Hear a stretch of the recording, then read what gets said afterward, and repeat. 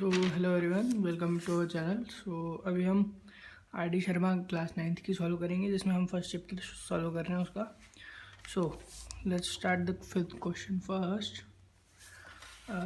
Is zero a rational number? Can you right it in the form of p by q, where p and q are integer and q is not equals to 0? Yes, 0 is a rational number. Yes, because we can write it 0 by 1, that is equals to 0 only, and 0 by 1 is a form of p by q. That means it's a rational number. So first answer, yes. Second, find 5 rational number between 1 to 5. Okay, so 1 and 2 के बीच में हमें 5 rational number बताने हैं, ठीक है। सो मैं जो approach use करूँगा यहाँ पे वो इस तरीके से होगी कि आप 10 मल्टीप्लाई कर दीजिए और डिवाइड कर दीजिए दोनों तरफ।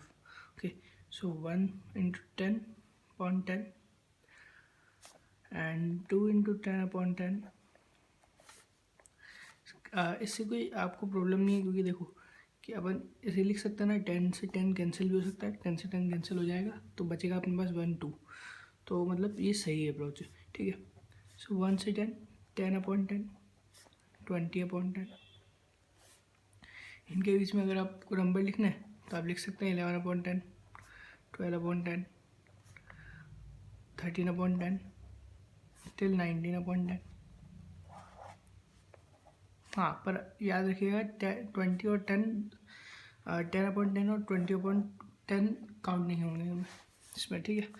अब हमको बता दिया third question, find 6 rational number between 3 and 4। Okay, so next page पे हम बता देते हैं 3 and 4 के बीच में 6 रैशनल नंबर फाइंड करना है। 6 रैशनल नंबर, ओके। सो कैसे फाइंड करेंगे हम इसको हम एक काम करेंगे, सीधा 3 इंटू 10 बाई 10 कर देंगे, 4 into 10 by 10, and this will be 30 by 10 and 40 by 10। इसके बीच में 6 rational number will be 31 by 10, 32 by 10, 33 by 10, 34 by 10, 35 by 10, okay, and 36 by 10। Clear? So 6 rational number are find कर दिए हमने। उसके बाद हम जाते हैं क्वेश्चन नंबर 4 पे। Find 5 rational number between 3 by 5 and 4 by 5। Okay, so rational number find करना है 3 by 5 और 4 by 5। सॉरी, हाँ, 3 by 5 और 4 by 5 के बीच में 5 रैशनल नंबर फाइंड करने हैं। ओके, सेम अप्रोच जो मैंने आपको ऊपर बताई थी वही यूज़ करनी है आपको। Multiply and divide by 10 at both side. Okay, so अगर हम 3 by 5 को मल्टीप्लाई बाय 10 और डिवाइड बाय 10 कर देते हैं, और 4 by 5 को भी मल्टीप्लाई बाय 10 और डिवाइड बाय 10 कर देते हैं, तो कोई प्रॉब्लम होगी? मुझे तो नहीं दिखती कि कोई प्रॉब्लम होगी। यहाँ पर देखिए 3 by 5 को मल्टीप्लाई कर देंगे 10 से और 4 5 को भी कर देंगे इस तरीके से, तो ये हमारे पास बन के क्या आता है देख लीजिए, 30 by 10, 30 by 50 sorry, and this will B 40 by 50। अब इनके बीच में आपको कितने रैशनल नंबर लिखना है? 5। ओके, तो 30 by 50 और 40 by 50 के बीच में आपको 5 रैशनल नंबर लिखना है, 5 है ना, 5।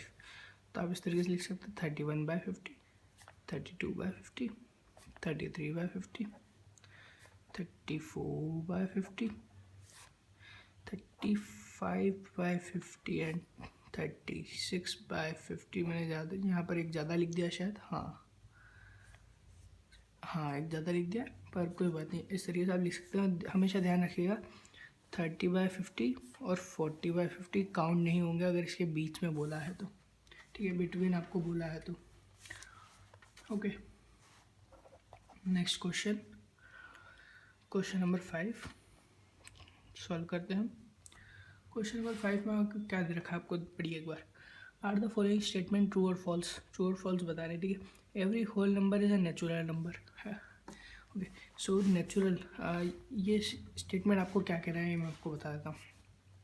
इसने बोला every whole number, hole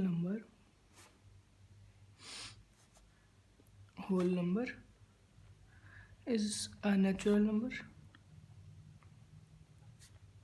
so इसका आंसर है नो, मीन्स फॉल्स। क्यों? क्योंकि देखिए होल नंबर जो होते हैं वो स्टार्ट होते हैं 0 से, 0 1 2 3, okay, and dot dot. And natural number जो स्टार्ट होते हैं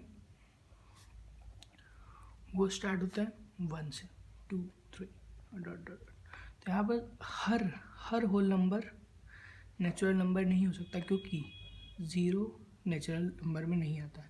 तो इसका क्या मतलब हुआ? इसका मतलब हुआ कि जो है every whole number natural number नहीं हो सकता। हाँ, कुछ हो सकते हैं, 1 2 3 कुछ हो सकते हैं नेचुरल नंबर, पर हर होल नंबर मतलब 0 को लेके चले तो नेचुरल नंबर नहीं हो सकता, ठीक है। फिर इसी का सेकंड पार्ट क्या बोल रहा है? Every integer is a rational number. So इसने बोला है एवरी इंटीजर, सो हम एक बार लिख देते हैं, every integer is a rational number, है ना। तो इसने ये पूछा हमसे कि एवरी इंटीजर रैशनल नंबर होता है क्या। तो हम देखो, सो रैशनल नंबर की प्रॉपर्टी क्या होती है? कि वो p/q फॉर्म में हो तो उसे रैशनल नंबर मान लिया जाता है, ओके। सो हाँ, सो एवरी इंटीजर क्या होते हैं? 1 2 3 ही, -1 2 -2 इस तरीके से जितने भी होते हैं, ठीक है। तो हर इंटीजर क्या रैशनल नंबर होता है? क्या मैं 1 के नीचे 1 लिख सकता हूँ, 2 के नीचे 1 लिख सकता हूँ, 3 के नीचे 1 लिख सकता हूँ? तो ये किस फॉर्म में आ गए? ये p/q फॉर्म में हो गए कन्वर्ट।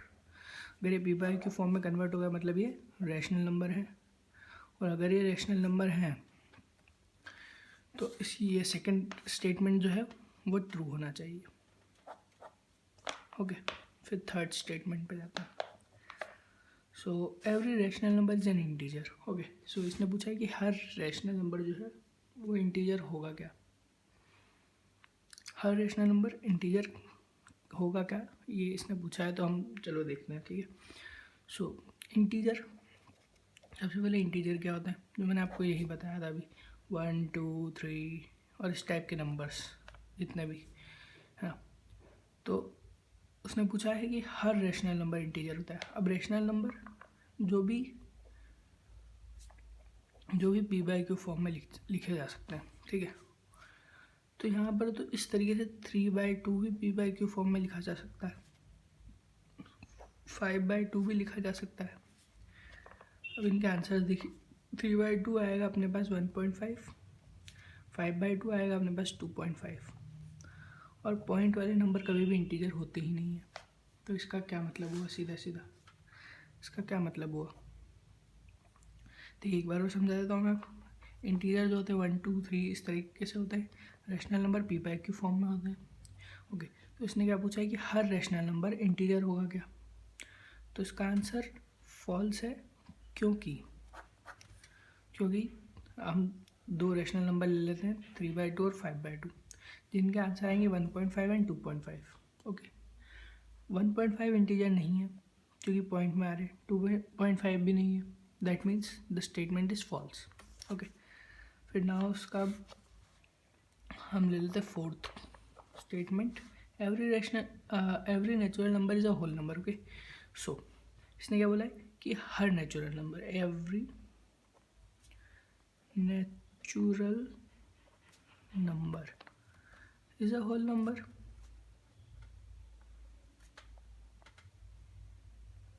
एक बार इसके बारे में सोचो, थोड़ा सा सोचो, उसके बाद आपको डायरेक्ट आंसर पता चल जाएगा। सो इसका आंसर होगा ट्रू। ये किस लिए होगा ये मैं आपको बताता हूँ, क्योंकि इसने क्या बोला है, नेचुरल नंबर होल नंबर हो सकते हैं क्या सारे? यस। नेचुरल नंबर कहाँ से स्टार्ट करते हैं, देखिए 1 2 3 से स्टार्ट, मतलब इस तरीके से स्टार्ट होता है, ज़ीरो नहीं आता है, और होल नंबर में ज़ीरो आता है, 1 2 फिर इस तरीके से चलते जाते हैं। तो इसने पूछा हर नेचुरल नंबर होल नंबर होगा क्या? हाँ बिल्कुल होगा। हर नेचुरल नंबर, कोई सा ही नेचुरल नंबर उठा लो आप, कोई सा ही नेचुरल नंबर उठा लो आप, वो होल नंबर होगा। 5 उठा लो, 5 भी यहाँ पर आएगा। इसमें ना ज़ीरो है तो उसकी कोई प्रॉब्लम ही नहीं है अपन को, तो इसका आंसर ट्रू होगा।